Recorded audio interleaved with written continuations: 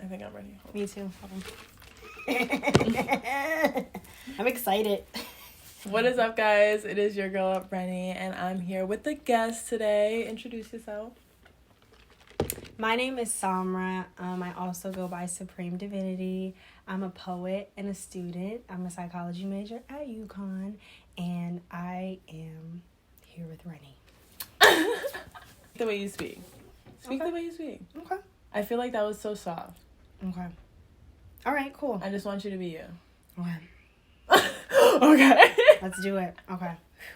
All right, come on. No, we'll keep that in, though. Okay. Yeah. All right, cool. I'm loosening up. Yeah, loosen up. Okay. We're in your home. We're in your room. I love your room. It's such a vibe. It brings me back to my basement room. We got a little intro. I'm curious. Does your name have more than just your name meaning? Yeah. So, my name means beautiful brown girl. But the story that my aunt told me is that she met a woman, an African woman who had a little daughter. And she would just say, SAHMRA, SAHMRA, SAHMRA, yell her name out. And she asked the woman, what does that mean? What's going on? And it means beautiful brown girl. That's the story I was told. I love that. So I don't know what language, I don't know what part, but that's what I was told, and that's what I'm sticking to. Okay, so Devin is not around for a call. She's in an appointment right now, but we're going to call Devin, my girl, also someone I work super closely with social media managing and everything like that. She's a client and she's a friend. But we were going to call her to discuss how we met, which is pretty crazy. Let me get comfortable now. You tell me, because you were the initiator. Like, yeah. I feel like you have such a welcoming vibe, whereas like if someone saw me alone, like I feel like they wouldn't come up to me. Like I feel like I don't give off the like, oh my god, come talk to me. Well, I went for a jog that day, and where you guys were on that street, I'm always there. I go there to meditate, I go there to read, whatever. So I finished my jog. I was like, you know what, let me zen before class and just, start my day off good. So I get there and I see you guys. And I noticed your big sun tattoo on your back. So I was like, oh, I like that a lot. I like it a lot. So then I seen the other beautiful brown skin woman. Mm-hmm. Oh my god. I said, get out. Then I seen the stool and the camera. I said, I'm getting out of the car. Let me just introduce myself. I mean, yes. You're either going to want to talk to me or you don't. And I'm fine with that. I accept that. When it comes to putting yourself on the line, it is what it is. Right. So from there, I was just like, they're just so beautiful. Like, who are they? What are they doing? I seen the camera, introduced myself, and then that was that. I ended up doing a shoot with Renny and Dev and Shaniqua. So we were shooting for Devin's bags, her line, DMarks Designs, shout outs. And this beautiful brown girl comes out with her little book in her hand. And she's like, what are you guys doing? And we were just chatting it up for a while as I was shooting. And then I was like, well, if you ever want to model for us, like, just let us know. And you were like, well, I can be back here in 20. Yeah. Just let me know. And I was like, well, come on then. Just like that. Let's go. Isn't that crazy? I know. We should insert like photos from the thing. No, like, for sure. Clink, clink, clink. No, because guys, I literally went to the house, took a shower, put on clothes, and went to do a whole shoot with them. Went out to lunch. We went to Metcha. Did everything. You would think we knew each other for forever. It's crazy. And then we're at lunch. Or no, did I figure this out before? Before. Because basically it was like, my boyfriend does this too. Oh, right. And so we were like, okay. And you were like, so who's your boyfriend? And I said, wham. And I was like, yeah. Because. So it turns out. It's my man, Jay. Yeah. And it's crazy because ever since I met you, every time I go on Facebook now and look, like, my time was like 6 years ago. And it's a picture of Jay. Like, ever since and I don't know, like, maybe it's happened before then. And I just, like, wasn't conscious about it, but yeah, like three consecutive days later, Jay was on my 6 years ago, 7 years ago, and it's like me and her boyfriend in middle school looking like two dorks. And it's just so crazy because it's so crazy. We're all connected, and it just takes for someone to say, hi, I'm right, and then and that's it. Today she was watching my ASMR video with Sapphire, and she was like, I was at a casting with her. It was a casting in the city. And I'm like, a casting in the city from a girl from Connecticut and a girl from Jersey.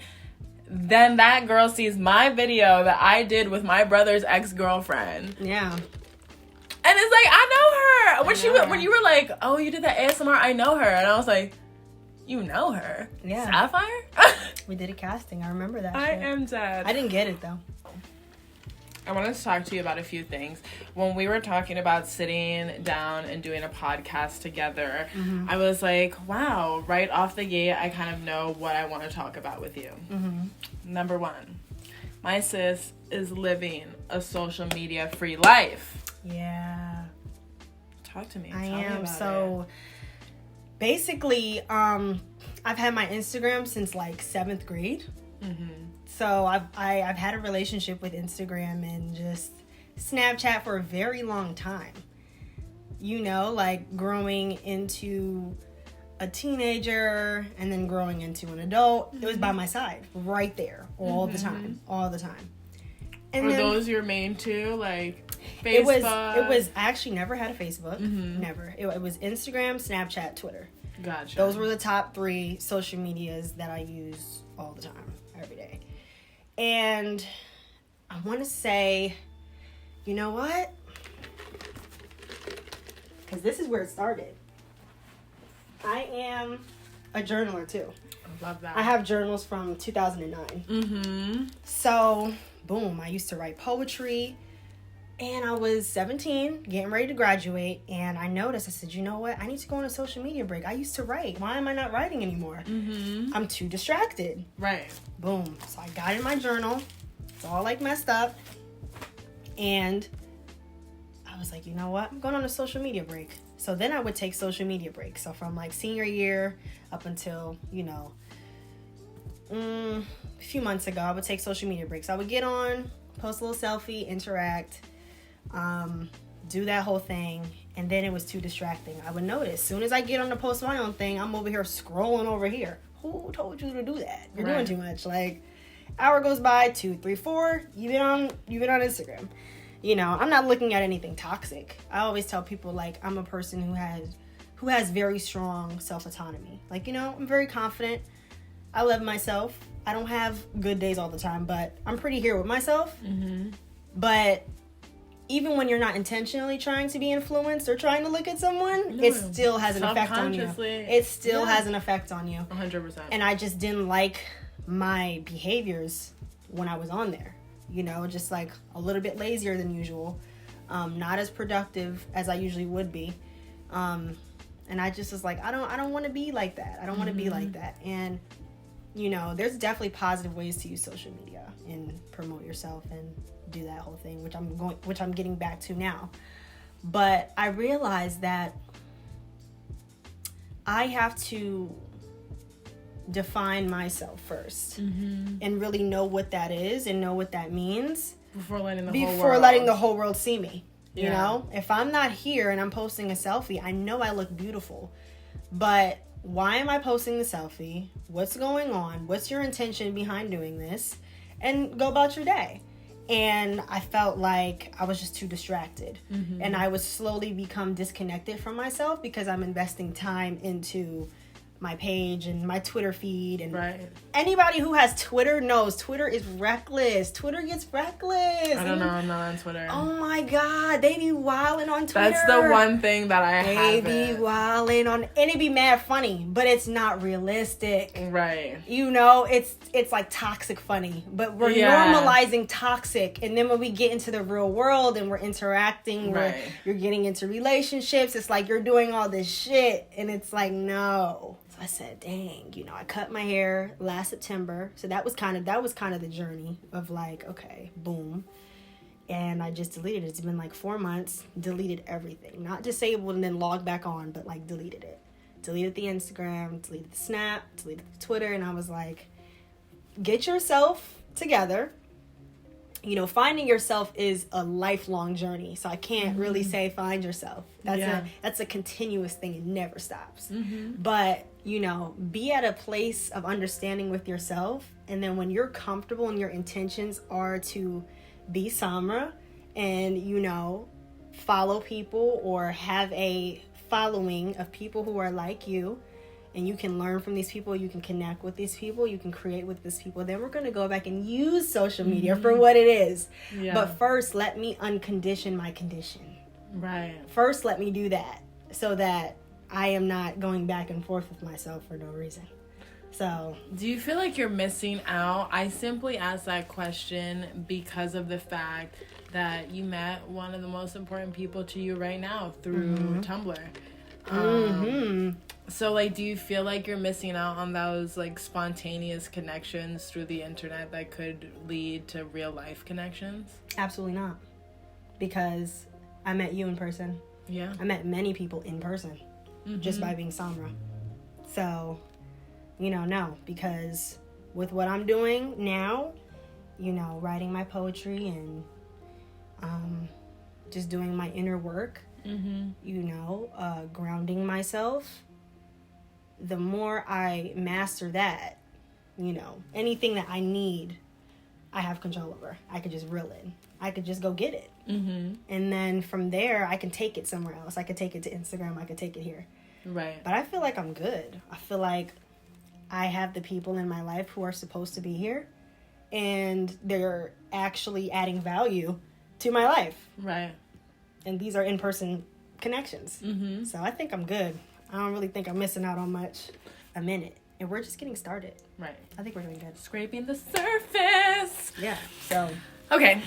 The next little topic I wanted to talk to you about is your home life. Because it's so refreshing to me. I should light an incense. I left the lighter upstairs. So annoying. But, yeah, you have a different, I mean, and I wouldn't say a different home life than most, but to me, a different home life than most of the people I surround myself with and the minorities that I know. I never had two parents in the household. My parents were never together like that. My dad was married when he was dating my mom and various other women and had me as a child. He was married with two previous kids. So that was out of the picture. All my friends who I went to Catholic school with from like kindergarten to like second grade, they were all white. They all had, you know, two-parent homes, a house that they lived in their whole life. I didn't have either. And I feel like the people closest to me and around me didn't grow up with both parents. Like, my boyfriend didn't grow up with both parents. So it's refreshing to hear and see, and it's like really nice to hear and see that you grew up with both of your parents, loving relationship. You and your brother have never had to think about any sort of struggle. And they've always held it down for you guys. Always. So basically, to get into that, I've been living in this house since I was 2 years old. Right? I'm from Norwalk. I'm from here. I've been living here since I was 2. I think when I was a baby, I lived with my aunt in Bridgeport in an apartment for like a year. And my parents were young at the time. They were like, 23 and 24? Or 22 and 23, one of the two. And my dad just told me a story about how someone was shot in front of the apartment. And he was like, no, I don't know what we're going to do, but we're not doing that. So fast forward, I moved to Norwalk.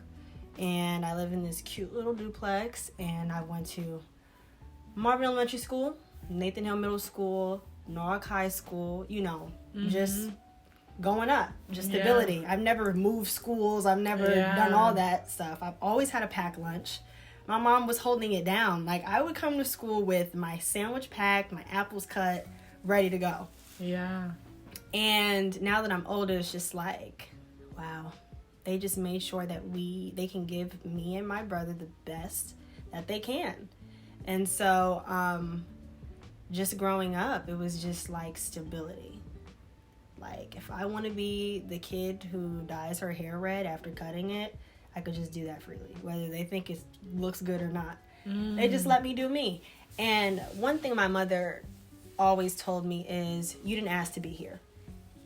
Therefore, it's not your responsibility to worry about what you're going to eat or, you know, if the lights are on in the house. So she always told me, do what you need to do, go to school. As long as you're doing what you need to do, you're staying out of trouble and you're getting good grades, then whatever you need additionally, come to me. We can make this work. Like, just always making sure that we were nurtured and we were comfortable in our home. Like, I have never seen, the lights off in this house. I've never not had dinner to eat. I've never experienced that. And I say that in the most humble way because I've gained so much,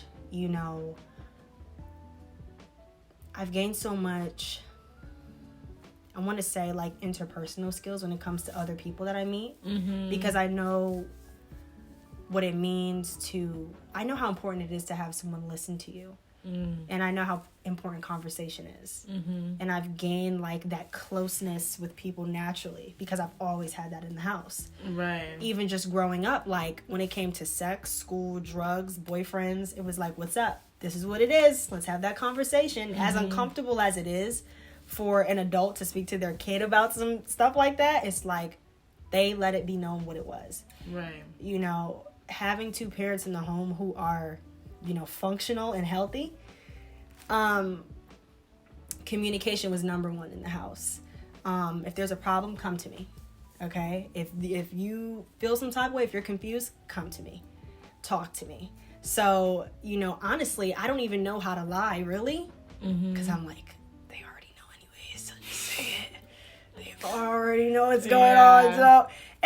But the thing with me is just like, they're my parents, so they're patient with me. And it's like, okay, they've instilled that trust. Like, we trust you, you trust me, do what you gotta do. Even if you don't make the right decisions, you're not punished for it. Yeah. You're not a disgrace. Like, you're 18, get out of the house. You're done. It's like, no, there's a right way to do things and there's a wrong way to do things. And just from friends that I've had in the past who, haven't grown up with two parents. I don't think I've had friends either who grew up with two parents. No, I haven't. So, I had one. She's so cute. Her name is Mirabelle. She lives around the corner. But, other than that, in high school, I've never had... Mirabelle sounds white. Yeah, she is. Yeah. She's Jewish. Shout out to Mirabelle if you're watching this. Shout out Mirabelle. But we know why. Yeah. So, So I've always learned from my friends, too. Like, I remember being in high school and just, having my friends complain about having to give their mom a check for the rent and stuff. And I'm like, what? We're 16. I'm like, what are you talking about? And I just couldn't relate. But I genuinely was like, wow. And then you look at, the students that you go to school with. And everybody's, judging and this and that. Everybody goes through that where it's like... But you realize, like, certain kids really act the way they do because it's just too much. Like, it's just too much. So... just having my mom and my dad in the house, it's like I always had protection. I always felt protected. Like, when I left the house, I was like, I just call my mom. I'm calling my mom. Anything go down, I'm calling my dad. Like, I don't know what the hell going on, but I'm calling one of them, and I'm gonna be good. But it's like, it's some young adults and, teenagers really figuring it out on their own. And so, seeing my friends and how, they grew up and the things that they have to do, it's like, it makes me more grateful. Like, it's not very often that you see, a young black girl who's close with her father. And, you could talk to your father about boys. I'm in my first relationship. I could talk to my dad like, hey, Dad, like, I don't really know. But as uncomfortable as it is, it's still something I can do. Right, for that male perspective. And it's just like, man, I honestly, it just allows you to... The experience just allows you to see yourself as a whole person. And, you can do that without having two parents, but it makes the experience easier. Right. It's harder to not have a relationship with one parent or the other. Like, my boyfriend, he lost his father. So it's like, where do I go? What do I do? It's hard. You could still do it. But it's hard. And to be a boy growing into a grown man, it's hard. And to be a black boy growing into a black man, like, this is not a game. And it's like, nah, okay. So, honestly, it's just a blessing all around, and I'm very, very, very grateful that I'm able to just grow up as a young Black woman now, and I have that love, like I have that unconditional love in the house. Like whatever happens outside the house, the world may hate me, the people may want to go to war with me, but it's like where I reside, the love is there. So that's always that repair. It's always that clarity. It's always that that closure. It's always that what you need. So it just, when you grow up with parents like that, and you see your family, your cousins who have, traditional, dysfunctional homes. Right. I was going to ask you about that, because sometimes, some of my friends, who are from different islands and stuff like that, their parents will be together. It'll be a 2, parent household, but they don't sleep in the same bed. Or they sleep in the same bed and their backs are turned. And you ain't never seen them kiss on the lips before. Yeah. And you've never heard them say, I love you. And they live 2 different lives just in the same house. Yeah. So basically, I didn't mean to cut you off, right? No, yeah. So with that, like, I'm also Jamaican. My mother's from Montego Bay, Jamaica. The whole half of my side of the family is Jamaican. And my mom, out of everyone, besides one of my other cousins, is like the only one who raised 2 kids with another man, like in the home, a real thing, like a real home. And you see the difference. You see, like, oh, my mom didn't want me at my cousin's house, not because, like, she doesn't like her family, but because it's just certain things that you don't want your kids to be around. It's like, no. And so, even from my family, like, I've had cousins who are just depressed because they can't talk to their mom. The mom got issues with the dad from the past, so don't want you talking to the dad. And it's like, all those effects on the kid. Right. And then you grow up and you're 20, 21, 22, and you don't even know how to, like, look somebody in the face and have a regular conversation because you can't do that with your mom. You can't do that with your dad. So where do you do it? Like, where do you... Right. Then you look to these different areas, relationships, this, that, to fix or to try to fill a void. And so, for me, it's heartbreaking. It's heartbreaking to see that. And so I think...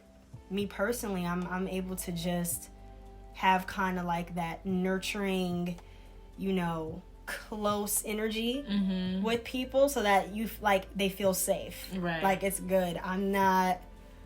It's just me and you, and I, it's difficult. It's difficult to experience from the outside because I'm also an empath. I think all human beings are empathetic, but. I am a super emotional Cancer empath, so it's like I totally feel it, and it's like, what do I do? What do I do? You can't do anything but be a better person, right? And just be grateful. It's true, but it's a real thing. You really see the behaviors, you see the thought processes, you see how people behave just by not having 2 parents. And the thing is, you don't even have to have 2 parents in the same house, but if you can have 2 parents who are functional there for you, and there for you, that's all you need. It's better to have 2 parents who are healthy and functional separate than to have 2 of them in the house just wilding. Like, what are you doing? Like, no.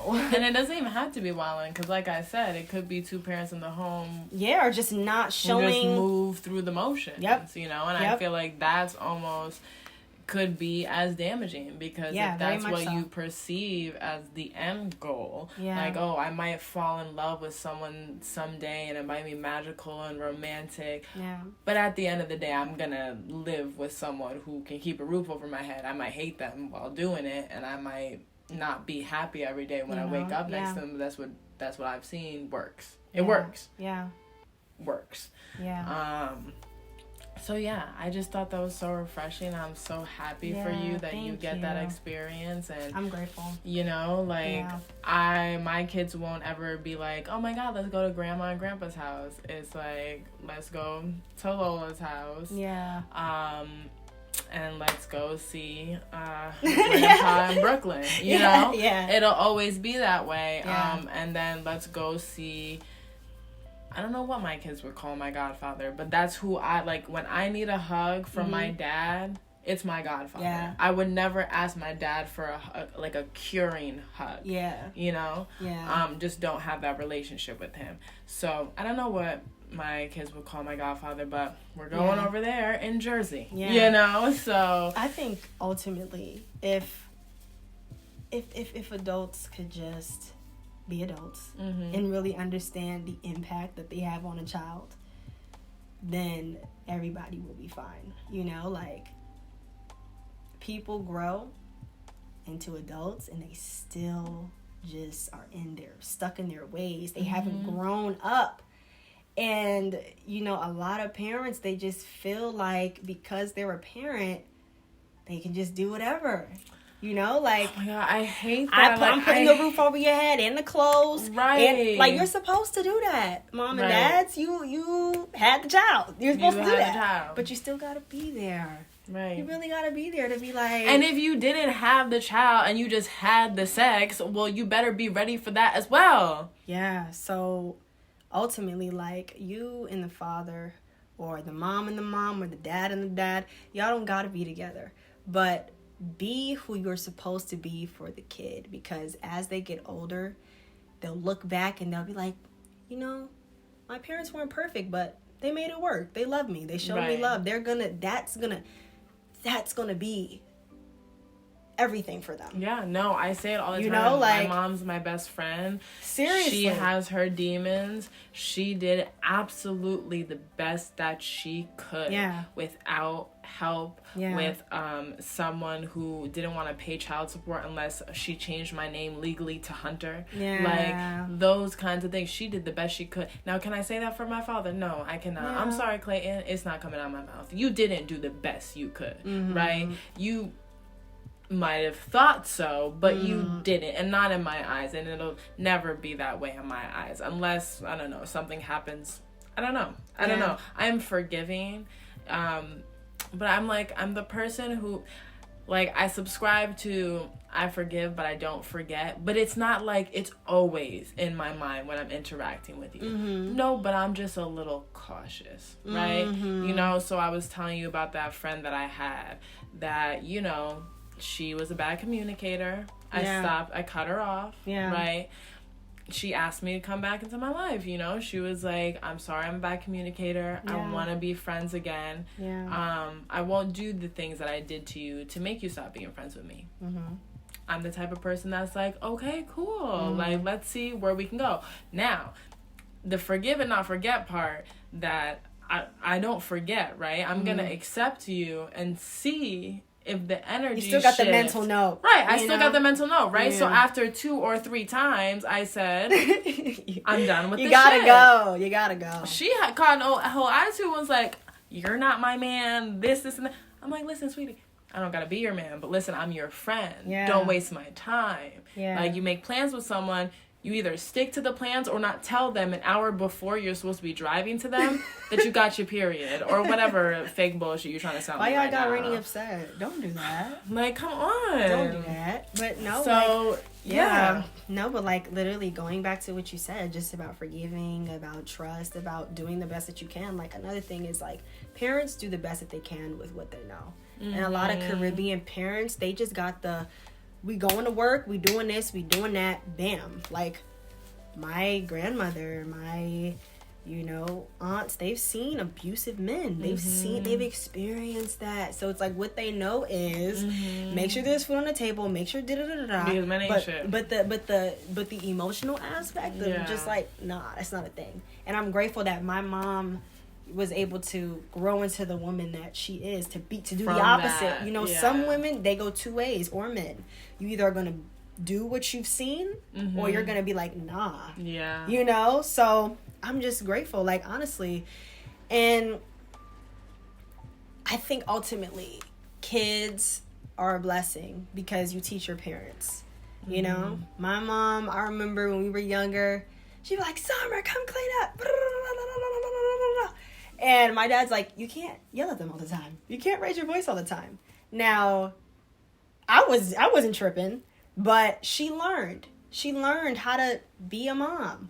You know, with her relationship. No rule book. There's no rule book. There's no rule book. Manual. There's no manual, and it's okay. Like, my parents are human. Like, we were talking about this earlier. Like, you met someone when you're 19. You're now in your 40s. You think, like, shit was peaches and cream? Like, do that whole process to make sure there's a meal on the table every single time. And make sure the lights are on every single time. Make sure they're happy. There's presents under the tree for Christmas. You even got a tree for Christmas. There's people who don't even got a tree. So it's like, no, it looks awesome on our end. But I don't know the half of what it took to make sure that was a thing. That was... So like for me, said, like your mom had a life, your dad had a life way before you and your brother. I'm just grateful. I tell people all the time, like, I'm grateful, but we're all human here. We're all learning. And I know now as a 20-year-old, like, my parents love me. They will do anything for me. So it doesn't matter if one got an attitude this day with the other one. Because they're human and they're in a relationship. And I argue with my boyfriend all the time. You know? It's not toxic, though. We talked about that earlier. It's not toxic. Disagreements. But, you know, and it's like, I don't want to talk to you right now. And I've seen that when I was a child. Like, okay, cool. But they always made sure that they were never like, in our faces. I've never seen that. They probably went somewhere else and did that. Or when we were at school, had their fallout. But I never seen that. And they made sure of that. Like, we are parents. You're a father and I'm a mom.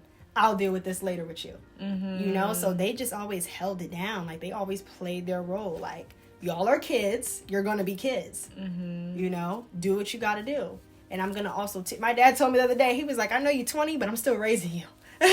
You know what I mean? Like, I'm still raising you. I know you think you're 20 and you this and that, but... I'm still showing you the way. It's the truth. And it's the truth, and I'm humble. I try to be as humble as possible, because, like, bro, I'm not none of this extra stuff. I'm not nothing that I see on Instagram. I'm SAHMRA, and I'm who I am, and it's because of how bomb my parents are that I'm able to just be who I am. And that's it. Like, I don't want people to think that just because you also have two parents, like, life is perfect. But in my own way, it is. Because it's my experience, and I feel whole. Even though sometimes I have my days where I don't know who I am or what I'm doing, I still feel whole. There's, like, a place that I can go back to. If I take the time to be alone for just the amount of time that I need to, I'm still whole. It's like, okay. Like, I can go back and go and get my journal. Get my journal with just, like, all my stuff and go back in some notes and be like, okay, there you go. You're right there. We're here. Boom. Back in business. You know, some people just don't have that. No. They just don't. They don't have the self-awareness. The self-awareness. They never got that reassurance. It was always like, okay, gotta do this, gotta do that, gotta run around here. Mom is wildin'. I don't talk to her about boys. I don't talk to her about sex. Like... nah, I've always had that. As comfortable as it is, I can go to my mom and be like, Mom, what's up? Like, you know, like, I could just do that. I really could. Sometimes I'm like, oh, Mom, didn't need to know that. Thank you. Thank you. No, for real, though. Sometimes she be well. But yeah. But you gotta be grateful for it, though. I am grateful because the thing is, like, if someone made me live with my father, I don't know what I'd do. Oh my Lord. Yeah. We are two different people, but me and my mom, we are so similar in so many ways. She's also very youthful too. I see one of your YouTube videos. Oh yeah. The prank you did on her. She Asian don't raisin and black don't crack, so I'm gonna be 100 and looking like this. Yeah. Period. Yeah. But yeah, she's my best friend, and you know, she did the opposite of what my grandmother did to her. Like, my grandmother, real deal Filipino, nosy ass, was like that was on the other line when my mom's talking on the phone. My mom had to move out because of that. My grandma was the same way. Jamaican, traditional, working all day, all night, you know. Mom is the oldest out of her, 4 siblings. It's 5 of them, right? I think so. And, you know, 13 having to make sure everybody eating and doing what they got to do. Right. And, you know, it's like, got to do the opposite, because my mom, she had to move out and she had to sneak and do certain things, so she didn't want that for me. She wanted me to be able to say, Mom. That's how my mom was. She was like, I want the exact opposite, and now we're best friends. Like, always been best friends. I always say my mom's my number one best friend, because at the end of the day, she always wants what's best for me. And you have that respect for your parents. Like, it's some people who, like, me and my homegirl, my sister, she's having issues with her mom. Traditional African woman. And it's just like jumping down the throat. I'm the mom. This says this in the book. Do this, do that. You're not going to be nothing if you don't do this. And she's dealing with that. It's like, what are you doing?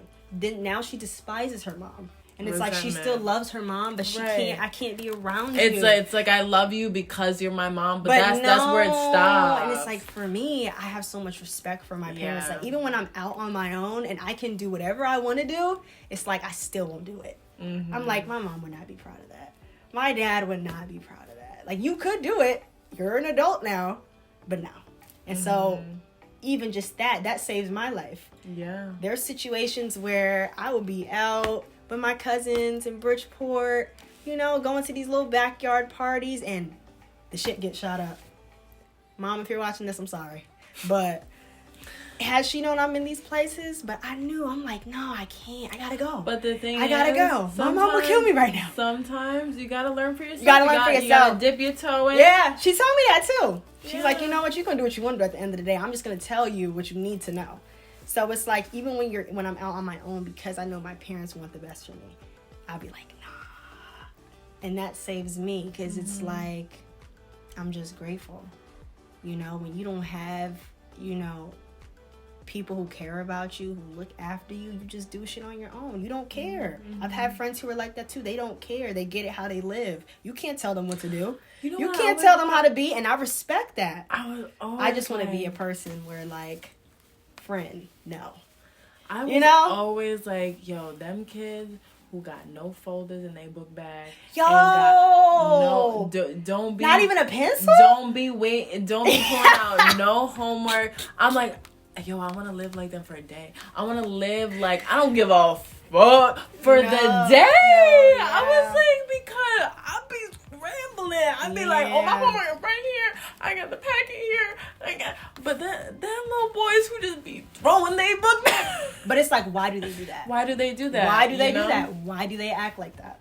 You know? And then I used to see that in school all the time. It's like, you know, we were struggling, and my mom all of a sudden got this idea that she wanted to pay me $50 per A. Did she owe me money for years? Yes. But did she say she was going to pay me for that A? Yes. I always say to my friends who either like complain about their parents or their situation, I'm like, if you just got one, right? If you don't have, if you don't have either parents, but you got a friend that you've known since the second grade, or a guardian, like your friend's grandma, you got one. You want to do good, because you know you got somebody counting on you to do good. You got somebody who believes in you. I'm like, even if it's not your parent, you gotta think you have one. I know you have one. You got somebody. You know, you got somebody. So that's what I just always say. Yeah. I'm grateful that I have one, and that one is my parent, and then I have got a two, and that is my godfather. Yeah. I'm so grateful for that, because you know, he and she, they're the two I look up to. Getting back to the topic of having two parents, getting back to that, because my parents are going to accept me for whoever I become. And because of that, I'm going to become who I become. And just be the best version of myself I can be. I'm just going to reel it back in. I have a great tendency of reeling it back in. I can go out here and be like, woo, woo, woo, but I can reel it back in. Because I got to remember, like, this house I'm living in, these opportunities I have, are all because of two people who want the best for me. Therefore, get your shit together. And that's really that on that. I mean, I know. I feel like that's a great note to end on. Yeah. Just like, that's that on that, girl.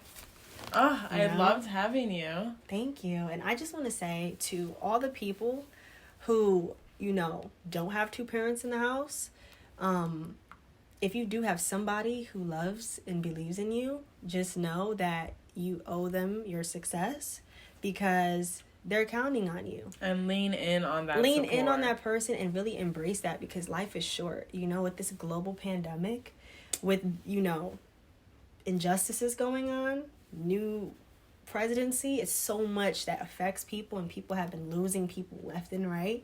Just really embrace the people who love you, because that's all you really need. You don't need much. You don't need to live in a certain house. You don't have to have certain things, and things don't have to look like what you see. But as long as you feel the love and you have that from a friend, a guardian, a grandparent, a cousin, whoever, embrace that and just be who you want to be, because you're going to make them happy, And in turn, make yourself happy. Yeah. You matter, and your existence is appreciated. Alrighty, guys, and you know where to find me. I'll have all of SAHMRA's links down below, and we'll update if this is up before she gets her website going, before she's back on Grams, before she's back on everything. I will update it later. So if you don't see anything down there, it's because she's not on here yet. Yeah, and so just visit back. She will be on here. Yeah, I'll be back. Yeah, she'll be on here. So yeah, for sure. Yeah. Thank you for having me, Renny. You're very welcome. Thank you for saying something that day. Yeah, I'm always gonna. Who would have thunk? I'm always gonna say something. Maybe I should start saying things. Yeah, just say hi, because then you might end up learning how to. Mustang gas. You're gonna end up learning how to record and edit YouTube videos and do a podcast if you just introduce yourself. It's not that deep. Not that deep. It's not. Just do it. All right. Just make friends. Bye, guys. Bye.